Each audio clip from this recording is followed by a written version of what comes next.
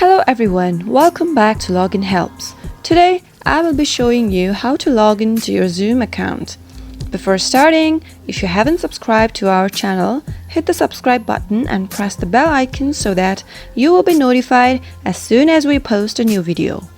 To log into your Zoom account, first go to App and click it open. You'll see two options to sign up or sign in. Tap on Sign In since we already have an account. You can sign in using your email and password or even with any other social sites. I'm using my email and password to sign in. After that, tap on Sign In.